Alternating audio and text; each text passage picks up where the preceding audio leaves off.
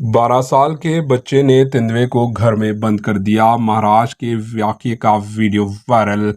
रियासत महाराष्ट्र के नासिक जिले के मालेगांव शहर में पेश आए एक अजीबोगरीब वाकये का वीडियो पूरे हिंदुस्तान में वायरल हो गया।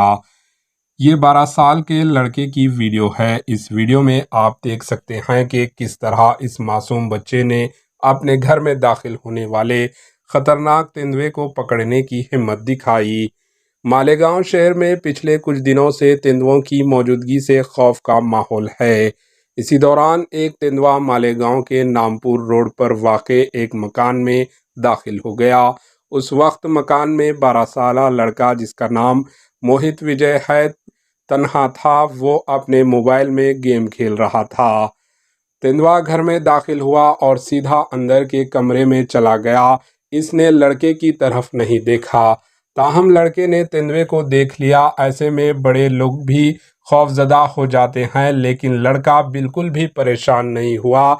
इसने फौरन खतरे को भांप लिया और तेंदुए के अंदर दाखिल होने के बाद वो आहिस्ता से उठा और घर से बाहर निकला और बाहर से दरवाज़ा बंद कर लिया।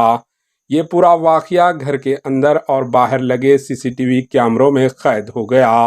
Bureau report, AHN news.